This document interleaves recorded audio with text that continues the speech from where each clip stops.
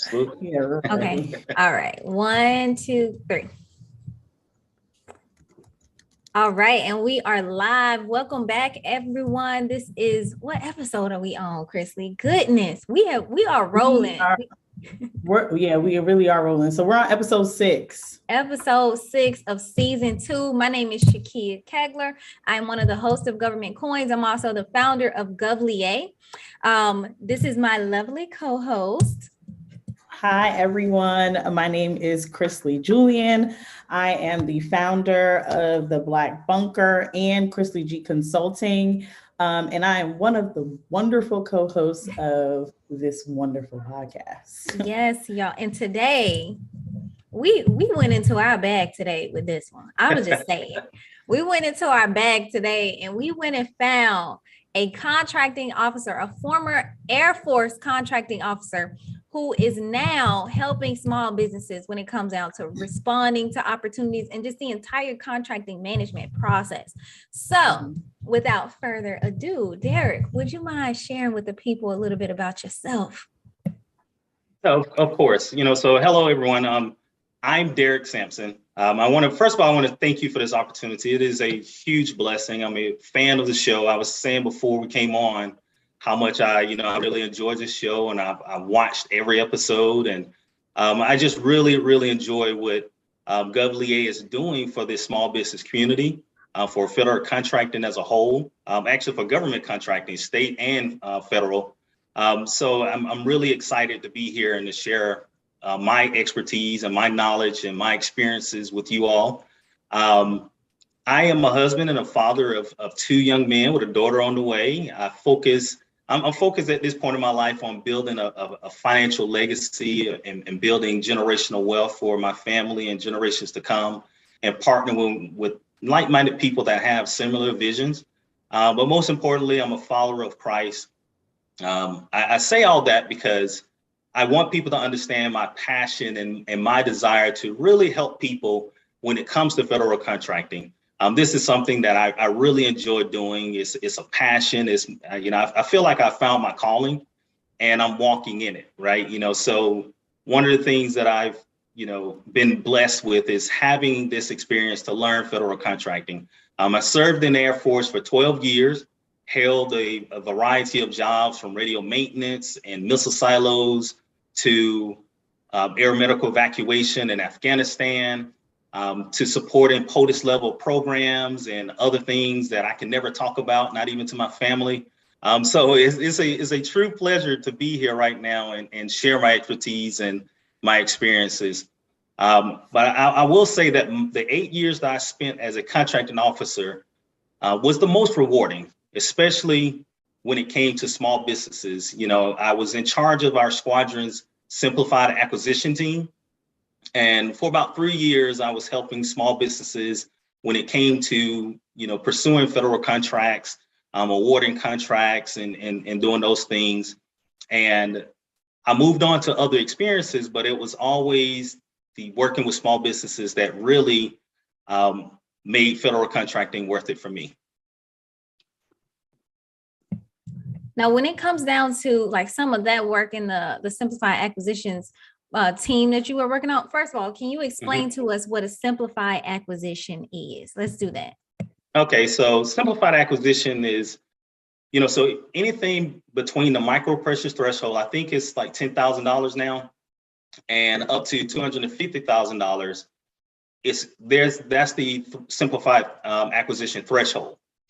And so when it comes to federal contracting, that money between, the Simplified acquisition threshold identifies the contracts that the federal government has said will be set aside exclusively for small business competition.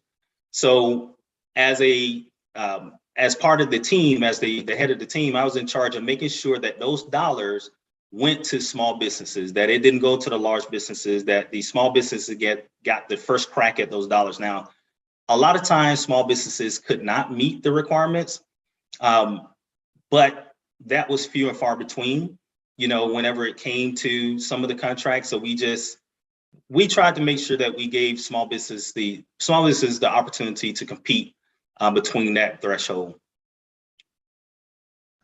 That's amazing that you said that, because I'm usually used to them saying it's not few and far in between. Most small businesses don't necessarily meet it. So the fact that you're stating that is really great. And I love the fact that you really talk about. So what I want to know is, when you work with small businesses, to what capacity, right? Like, what's the interaction with small businesses and the Air Force?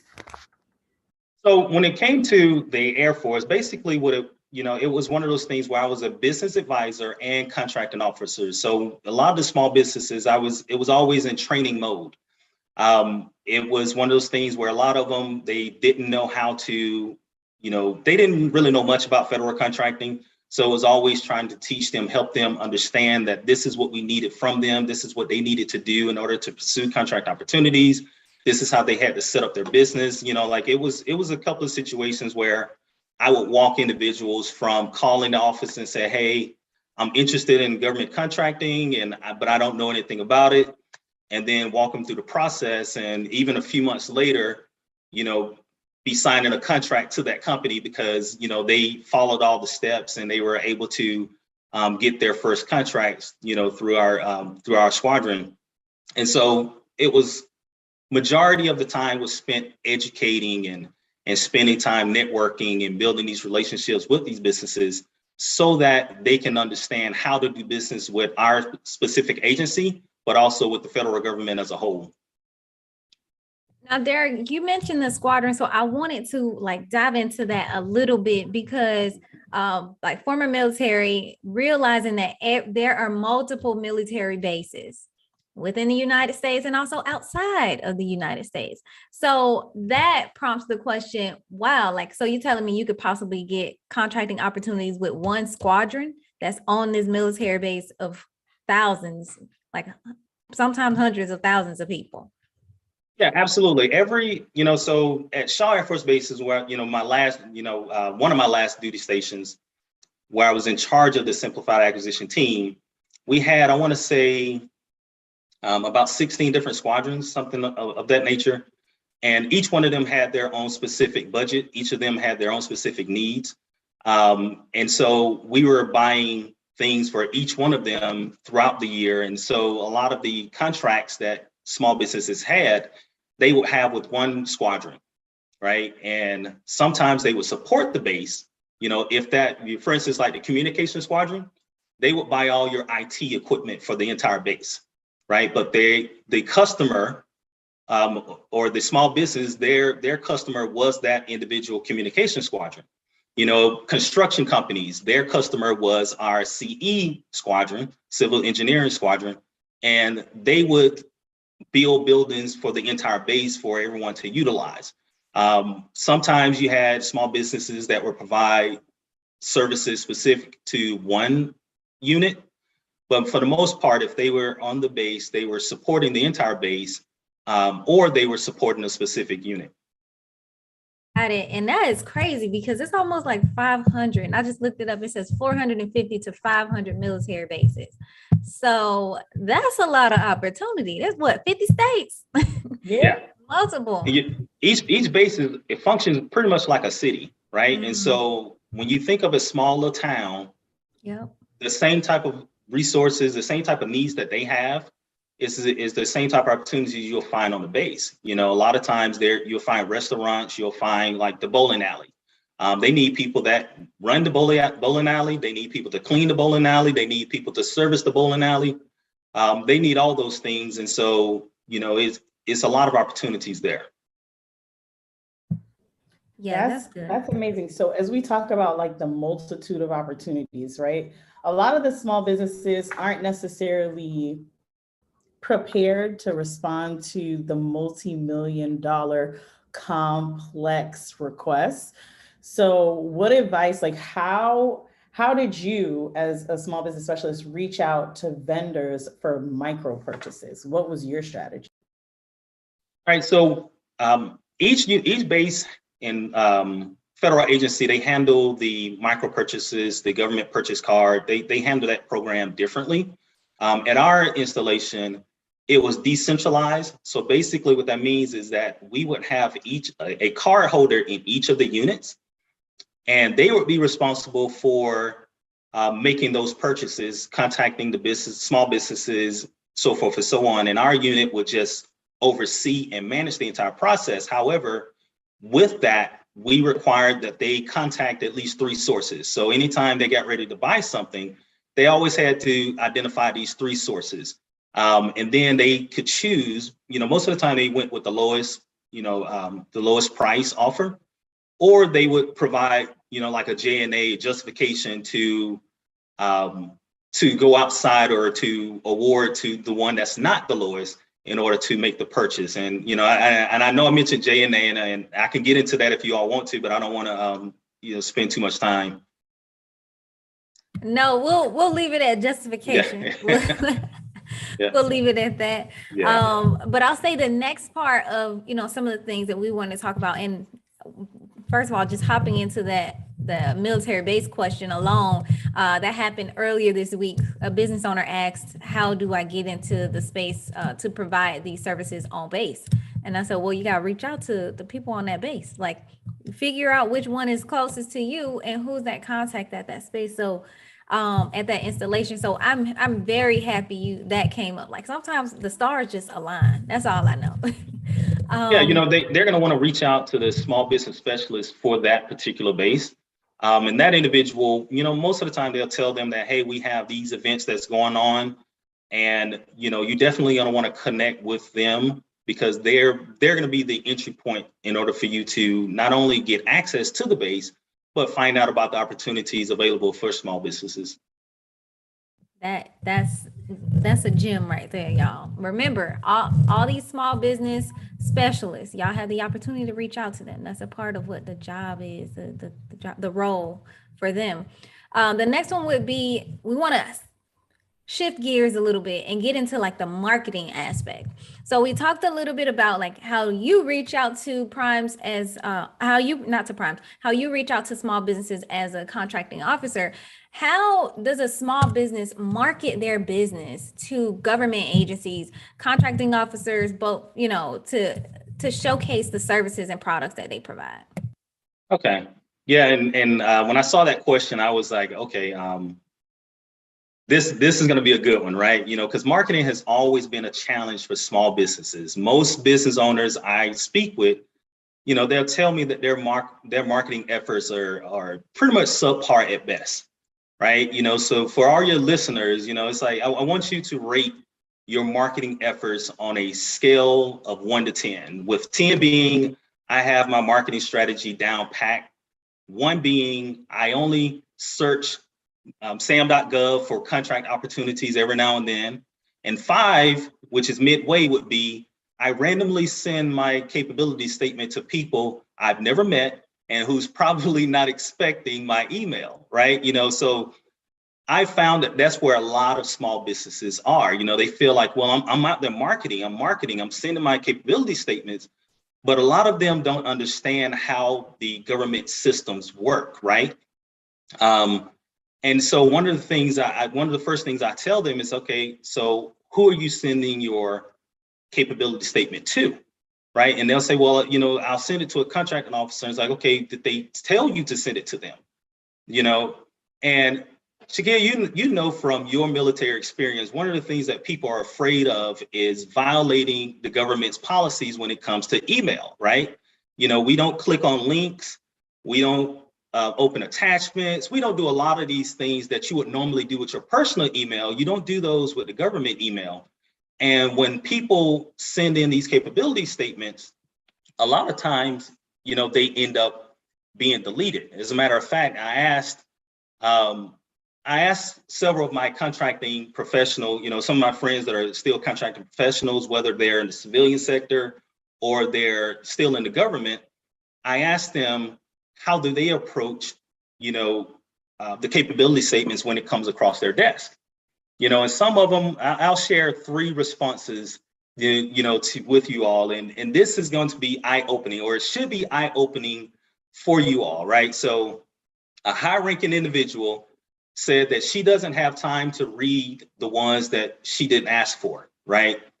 So what she does is she'll send them to the small business specialist, and that's usually the last that she hears about them, Two contracting officers I spoke to said that they just delete them, right? They hate getting those things because they never know who they're from. They never know why they're being sent those capability statements.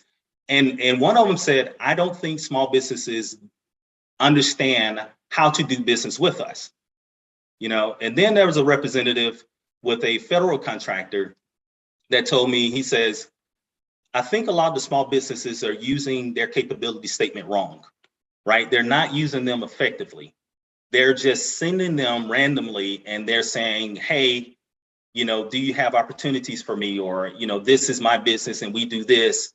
And I am a woman-owned small business, and I'm a, service-disabled small business.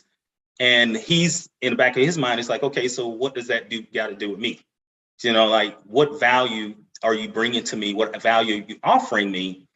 And that's one of the things that I think that a lot of small businesses can improve on is their marketing, their email marketing, and especially when it comes to using their capability statement, because that's something that I've seen that a lot of small businesses struggle with. I can definitely attest to that. I will say, hearing it from that perspective, initially when you said sending out your capability statement, I'm like, wait a minute, I sent out my capability statement. But the difference is you send it out with a purpose, right? So usually if I'm sending it out, I've found an opportunity that's on the procurement forecast that I think would be great. So I'm asking a question about this particular opportunity, and I'm attaching my capability statement for reference, just to give you an idea of who I am. So exactly. Okay. Exactly. And that's the thing, like I tell them, you hear them a lot of times say, well, your capability statement is like a resume. It's like a business resume. That is true, but you don't use it like a resume, right? You're not applying for a job and you send it in and say, review it and get back to me. You use it as a business card. In other words, you don't randomly walk up to somebody and drop a business card in their pocket and then walk away, right? Somebody may slap you. When it comes to your handling your business card, you're going to engage in that conversation with that individual. And then at the end of the conversation, especially if it's a good conversation and that other person wants to maintain contact, you give them your business card and they'll use that as a means of maintaining contact. And so that's how I tell them to use your capability statement. When it comes to the contracting officer, the contracting professional, whoever it is that you're having a conversation with, at the end of the conversation, there's going to be this awkward moment where you all don't know how to say goodbye or whatever the case may be. That's when you say, hey, by the way, can I have your email address? Because I want to be able to send you my capability statement. That does two things. One, it lets them know that you're sending the capability statement. So they're going to be expecting it.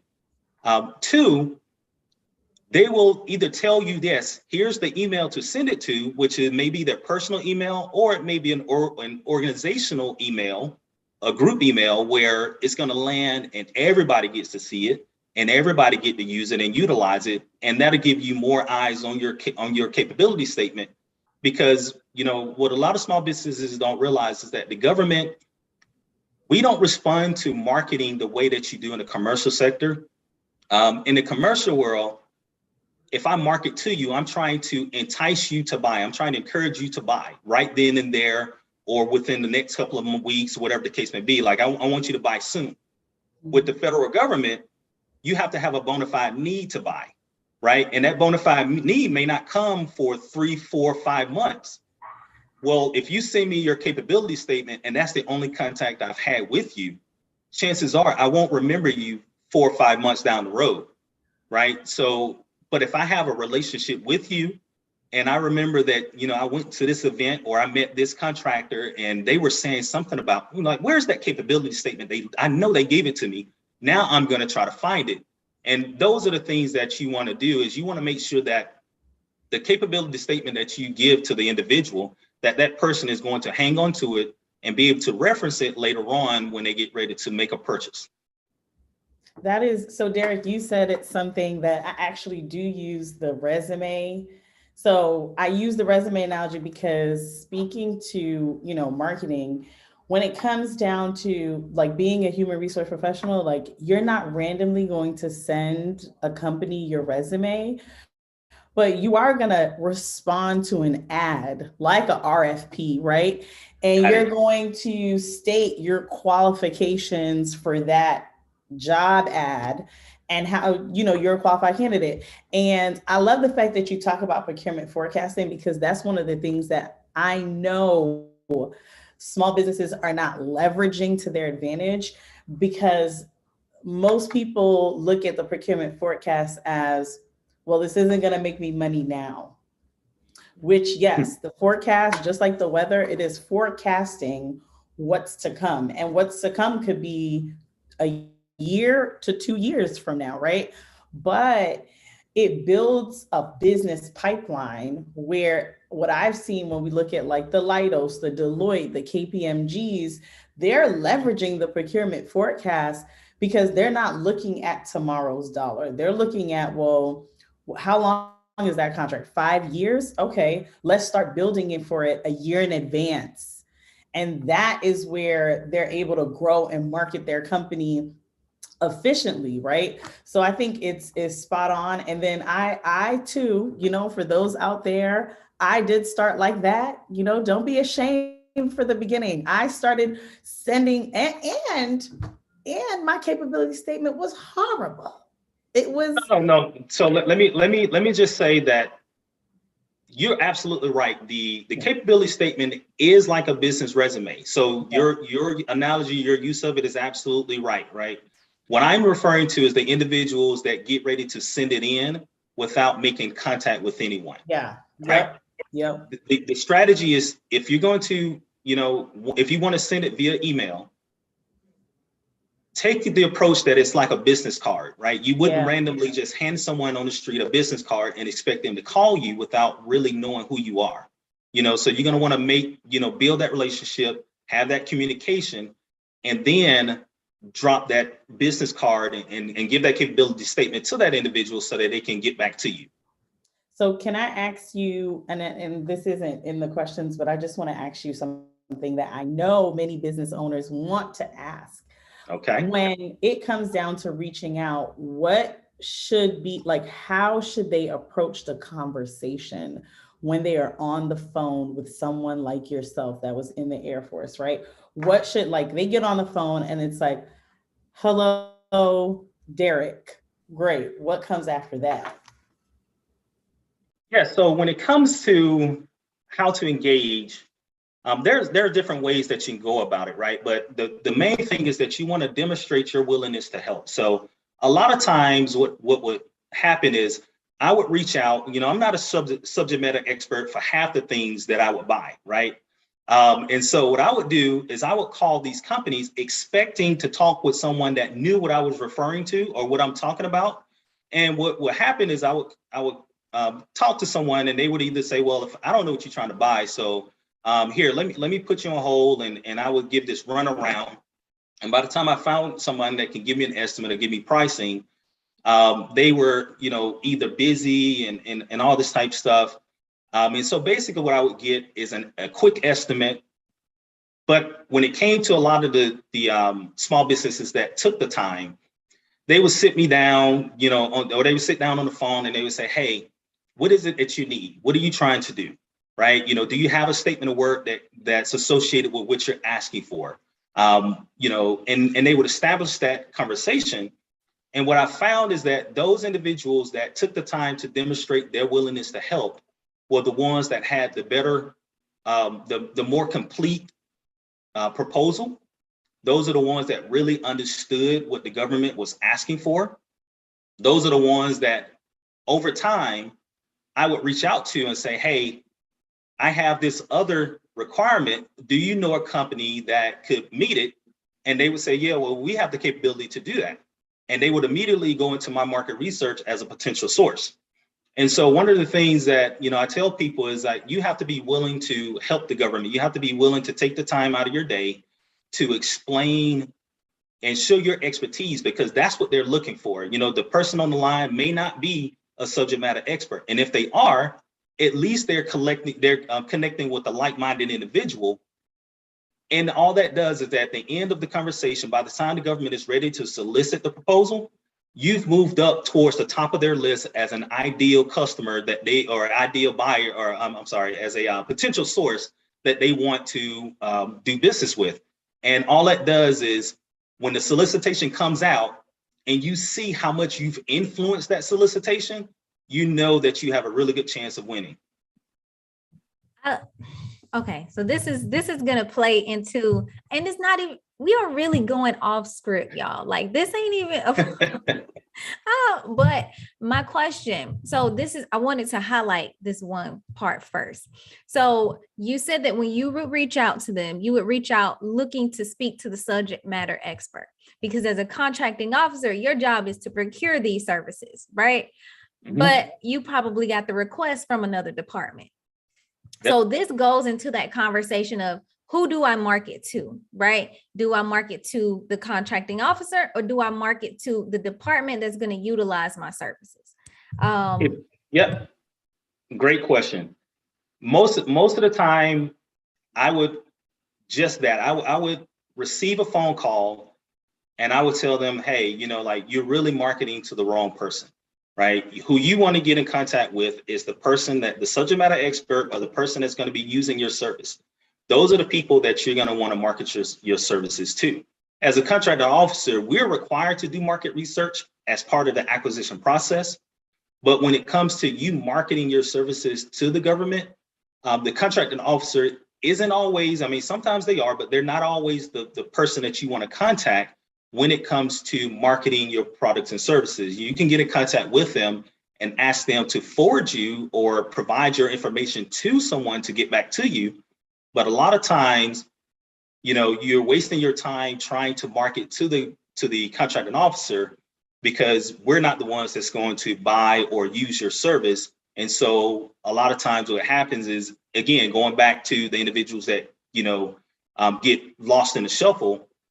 If you're not marketing to the right person, you know, we may not remember you down the line when we have that need come across our desk, because we got to begin our market research process all over again. And so that's one of the things that I always tell people is, like, make sure you know who needs your service, who's going to use your service in the government, and that's the person that you need to market to. That's a fact. The contracting officers, they got the bag, y'all. They ain't the ones out here looking for it. They just got the money. Yeah, I was actually gonna say, like, one of the big things that I talked about previously with one of the mentees was marketing with purpose. So what are your, and again, we're totally going off script here, but this is my last off script question. Okay.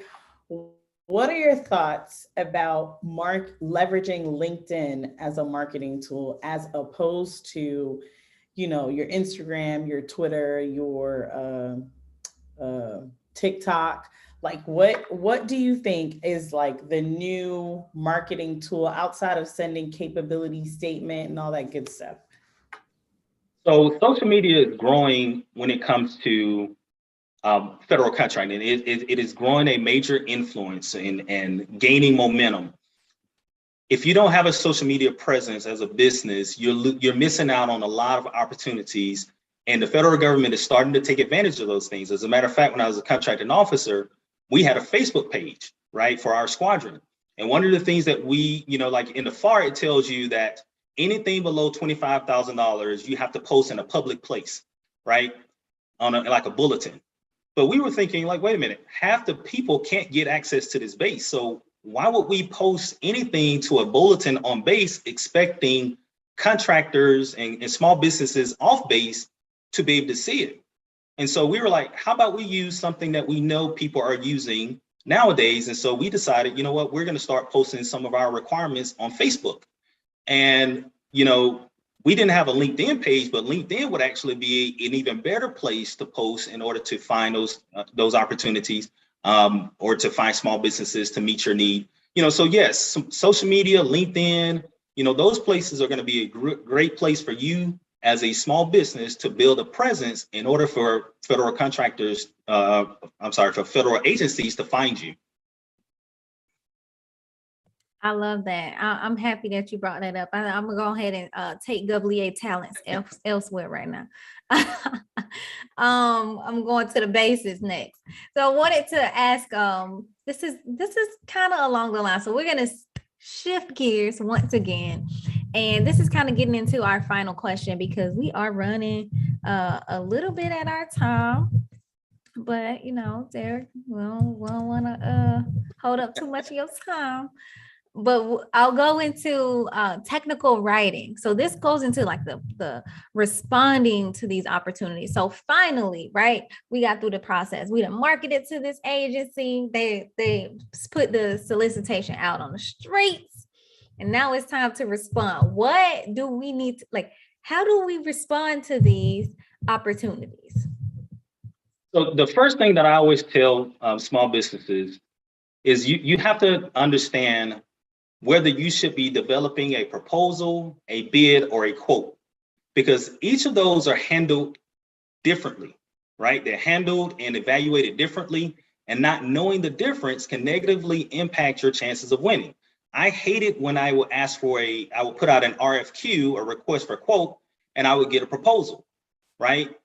Or when I'm working with clients now and they tell me, hey, I got to hurry up and submit this bid. And I'm thinking, oh man, we got a lot of work to do. But it turns out to be they got to submit a quote. And I'm just like, man, you had me panicking for nothing, right? And so those are the things that, you have to understand is what is it the government is asking for? That's the number one issue that I've found with small businesses is not really understanding what the government is asking for or trying to give the government more than what they're asking for, right? My thing is if the government is asking for XYZ, give them XYZ. Don't throw in XYZ, A, B, C, D, E, because you think that, hey, that's going to increase my chances of getting the opportunity. It's not, right? Because what they ask for is the only thing that they can evaluate you on, right? So if you're that type of person that I feel like I need to add a little bit of extra to my proposal, you're just wasting your time because the government can only evaluate based on what they put out there and based on what they tell you in their proposal. Now, can it make you look good? Can it? Yes. People will look at those things and they will say, I really like that they offer this. However, if they don't win, it's of no use to us because I can't evaluate that. I only can evaluate what I ask for. Now, there have been cases where somebody would respond to a solicitation and they would have some things, like for instance, there was one instance where an individual, we had page counts and the individual did not pay attention to the page numbers. He didn't count the title page. He didn't count the table of contents. And he exceeded the page count. And for some unexplained reason, he had his pricing on the last page. Well, guess what? I never saw the pricing. And so the proposal was rejected because it was non-responsive. It didn't meet the government's requirements. And, for all intents and purposes, it probably could have been a good proposal. I don't know because I didn't waste my time evaluating it because when I decide that it's non-responsive, there's no need to do so because you can't get the award at that time. So that's one of the things that I always tell businesses is making sure that you understand what you're responding to and that you're giving the government what they ask for, nothing more, nothing less. If they ask for a capability statement with your proposal, provide a capability statement. If they don't, then that's not the time to provide your capability statement. Right, that's the time to compete and show that and demonstrate that you can provide the service, the product, or wherever it is that they're asking for. But it's not the time for you to be marketing your product and service. That's like spot on to everything that I talk about so I'm in the process of submitting an RFQ on a joint venture. And the other two people, one of the three of us is a company that has never bid, or they've bid and they've lost, and then they're just like, what, forget it, they'll never do it again. And getting this person to understand, hey, I just need the price. And it's like, well, we have this price. I just need the price. And their continuous question is, well, how do they vet, I'm like, listen, the price is a conversation starter, right? The RFQ, now there's sites like Bonfire, there's sites like GovLiai, there's sites like so many different platforms that will host these opportunities, and sites like Bonfire will actually show you and tell you, hey, are you ready to submit? This is what we need, right? And I think it's helpful because people keep thinking like, I need to write this story. Again, shouting myself out when I first started, Lord knows I did that, right? We need to write this like elaborate story, when in reality, if you go to the pre-proposal conference for this RFQ, for example, they were like lowest price. That was the entire lowest price, meaning the lower we come in, that makes sense for our business. That's the conversation started. Now, after you submitted your pricing, then they're going to ask for, the references, the description of the courses, like the deliverables. But we get so stuck up on like, well, I want to make it look pretty and do this. How much? That's all they're asking is, think of it as a cashier. Like you're at the end of the transaction.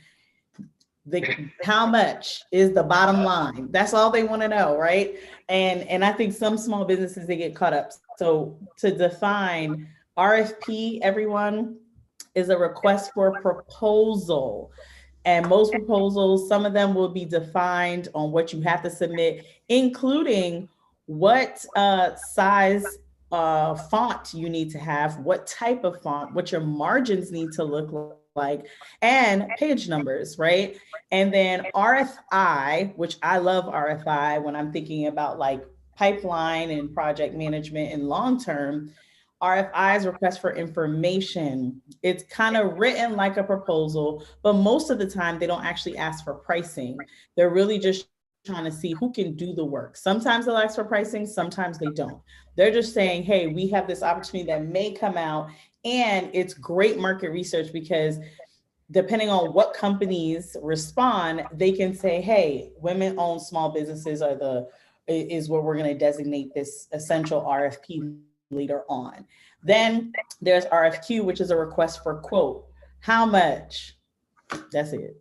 Just how much. They're not trying to be all complicated unless they ask you to, right? Unless it's requested. See, that's why I love this show, because y'all know y'all stuff, right? Chris Lee, you said plenty of times before. Derek, there's an echo. Do you? Is it better now? No, try it one more time. Let me see. Can you hear me now? Still an echo. Verizon, can you hear me now? We can hear you, but it's just still an echo. But it's fine. We'll work through it. Yeah, it's fine. We can hear you. Maybe it's on my end.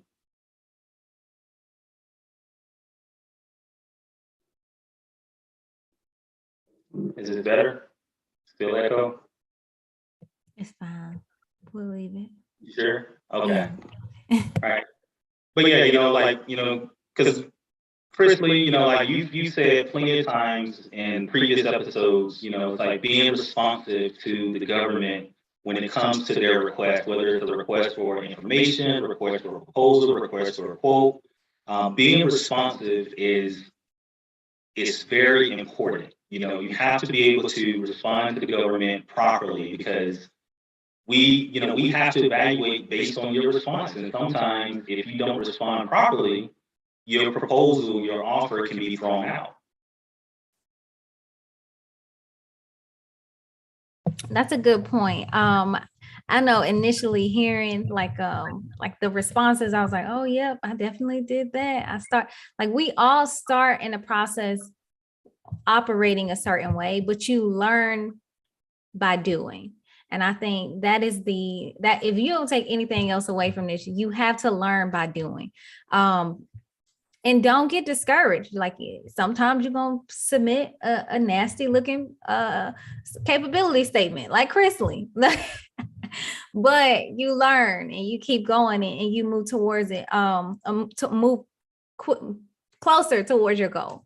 Derek, it has been such a pleasure having you on this podcast. We know like we will definitely be working with you later as well. But in the meantime, I wanted you to share with our audience, if you can, how do they contact you, or wait, we didn't talk about your business. Let's talk about your business really quick. Before we do that, we got all this good information from you. At least let the people know how they can reach out to you. Tell them about your business and how they can connect with you. Okay, so yeah, so my company is LiaiCon, right? And I started this company last year to help small businesses find, compete for, and win federal contracts.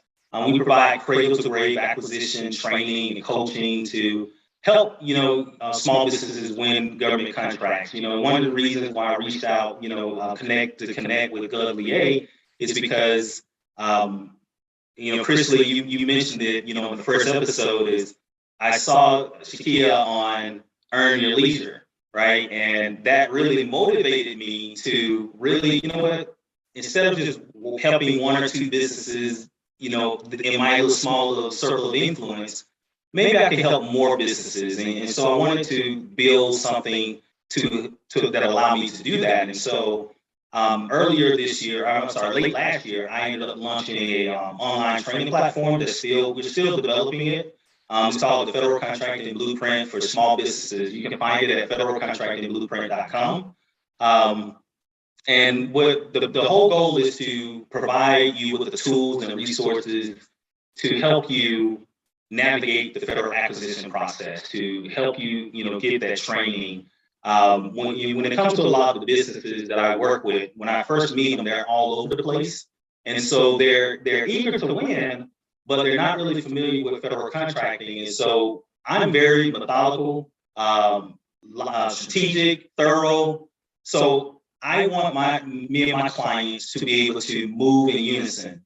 And the only way that I could do that is if I provide them with the necessary training that they're going to need later on anyway. I provide them with that training in the beginning in order to move us, down the path together. And so federalcontractingblueprint.com is where you can, learn more about the training platform. Then I have a free course on there that, it talks about the FAR fundamentals. It's free. You can sign up for it. It gives you an overview it gives you a feel for the training method that I use. I've used a lot of graphics and icons. But you can reach me also at, connect me on LinkedIn, right? Just look up Derek Sampson on LinkedIn and connect with me there. Derek, I have actually dropped all of your links in the chat too. So the links to the course, Federal Contracting Blueprint, along with his LinkedIn account, along with his business LinkedIn account. So that way you can follow and keep up. Like definitely when you find people in the space who are open and willingly giving this information out, because y'all know it's a few people out there who they're gonna cover up that test. They're gonna cover up that test. They don't want you to see them answers. We are not those people. And that's why we focus on bringing other people on who are not those people as well. So Derek, thank you so much for being on the podcast. Any final tips or anything you wanted to share with the community?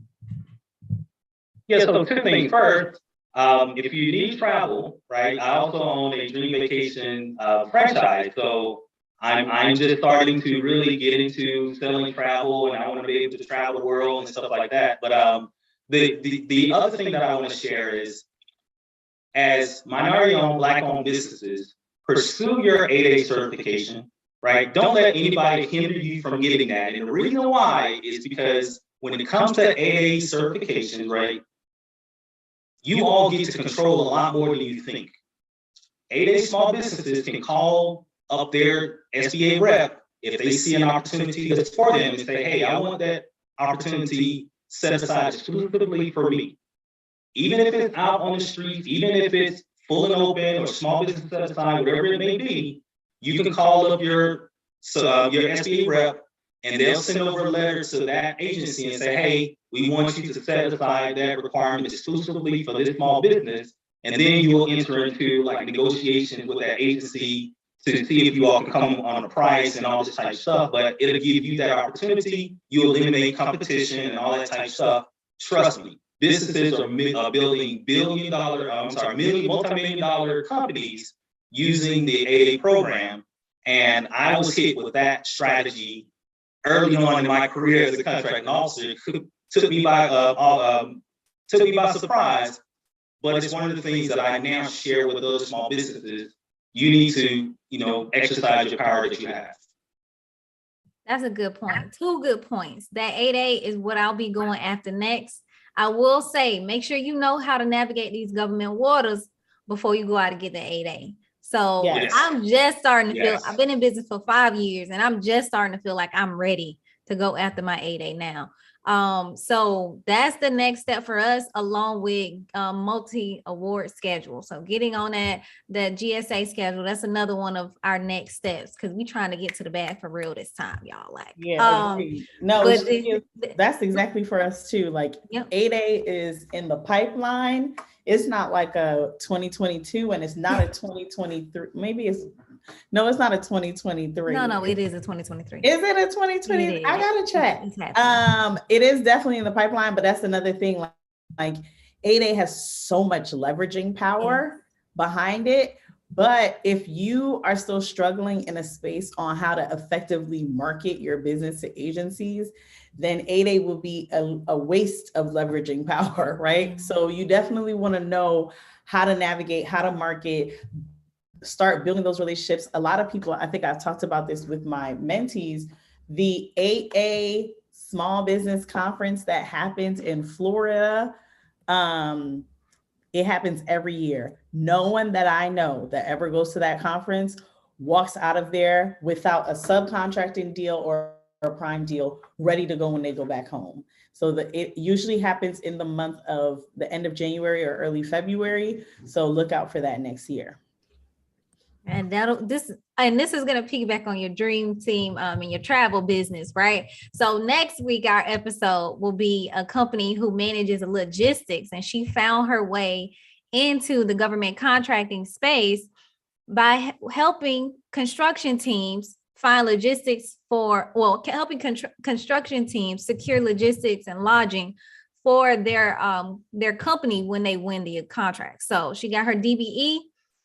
She went in, she carved out a little space for herself. So that's what we're going to talk about next week. So Derek has a travel company. Like, if you need help finding personal travel and all of that, definitely reach out to him for that. But be tuned for next week's episode when we talk about carving out a niche for your business in this massive market with Andrea. So again, thank you so much, everyone, for stopping in. Derek, thank you again. Thank you again. If you are on YouTube, don't forget to like, comment, and subscribe to our YouTube channel. Hit that like button and make sure you share this with other people within the community. We are also on Twitter now, y'all. So y'all can follow us on Twitter. We'll drop a little Twitter page in the chat. But in the meantime, we'll see y'all in the next episode. Drop questions, comments, and we will see y'all soon. All right. Peace.